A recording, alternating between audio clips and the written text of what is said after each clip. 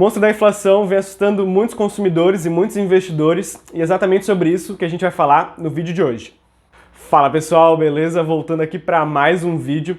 Pessoal, eu queria trazer um vídeo específico para a gente falar de inflação, porque está tirando muito o sono de muita gente, na verdade. Eu fiz uma enquete no meu Instagram na semana passada, se as pessoas elas tinham sentido um aumento significativo no preço dos alimentos ou do custo de vida básico delas superior a 10% nos últimos 12 meses, e a imensa maioria das pessoas votou que sim, elas têm sentido um aumento significativo nos preços, no custo de vida básico para sobreviver. E por que eu estou trazendo esse dado para vocês? Porque a gente tem visto os índices de inflação, uma certa deteriorização como é que é? Deteriorização, tá certo? Nos últimos 12 meses a gente está vendo uma certa deteriorização dos índices. Queria chamar a atenção para vocês para o IGPM. O IGPM acumulado dos últimos 12 meses está em 37%. É um dado bem significativo, bem preocupante. Dois fatores que estão puxando o IGPM, sendo o primeiro, a construção civil. O material da construção civil está muito mais caro, cobre, chapa de aço, concreto, enfim, está muito mais caro do que estava há 12 meses atrás. E o segundo fator é desabastecimento da indústria. A gente sabe que com o Covid isso criou um certo desabastecimento na indústria.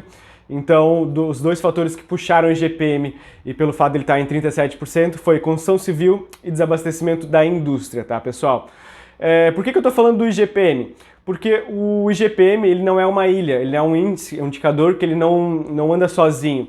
Quando o IGPM dispara, a tendência é que o IPCA e os outros indicadores de inflação disparem também.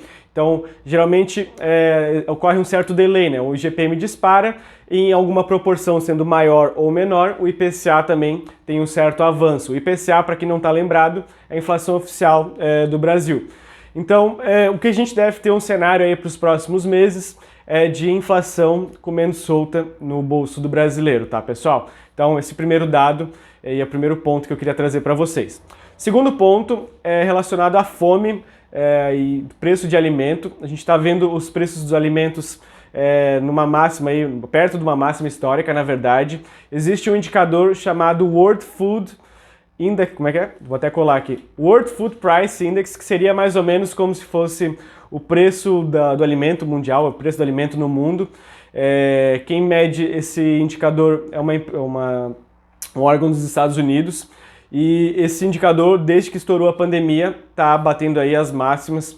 Então é um outro indicador que pode preocupar bastante, e a gente está vendo algumas reportagens falando que várias pessoas estão atravessando a linha da miséria e a linha da fome, tá? Então, segundo dado aí para vocês, relacionado a preço de alimento. Terceiro dado é preço de commodity. A gente sabe que quando o preço das commodities sobem, geralmente na ponta final os produtos relacionados a commodities também sobem. Por exemplo, se o petróleo sobe, a gasolina sobe. Então, a gente está vendo aí o preço de commodity. Eu queria chamar a atenção de vocês para 4 commodities específicas. Preço de petróleo nas máximas desde 2018. A gente está vendo aí um aumento substancial. Minério de ferro perto das máximas históricas. E soja e milho também perto das máximas históricas. Então, a gente está vendo um aumento substancial nas commodities nos últimos meses. E a gente sabe que a tendência é que na ponta final o preço do alimento, o preço do combustível, o preço da chapa de aço, dos materiais para construção civil tendem a aumentar ainda mais do que a gente está vendo sendo registrado agora. Como é que você pode se precaver da inflação, de ela não corroer o seu bolso? Uma tese que a gente está vendo é investimento através de renda fixa em títulos atrelados à inflação. Vou dar um exemplo e até um título que eu indiquei para alguns clientes meus baseado nessa tese. A gente tem um CRA, um Certificado de Recebível do Agronegócio, pagando agora caiu a rentabilidade, 4,1% ao ano, mais a variação da inflação. Então, uma das formas de você se precaver da inflação, se prevenir da inflação, é investindo em títulos que te paguem juros real acima da inflação, atrelados à inflação.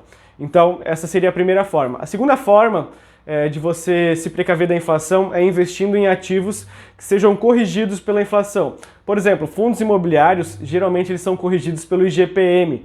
Então a gente está vendo aí uma certa correção nos fundos imobiliários, mas a tendência é que conforme o fundo imobiliário ele cobre um aluguel maior, o valor da cota do fundo imobiliário tende a subir. Então a segunda tese na renda variável seria você investir em fundos imobiliários. Eu prefiro a primeira tese por ter uma certa segurança, mas há quem prefira a segunda tese também. A gente sabe que a inflação ela não vem do nada.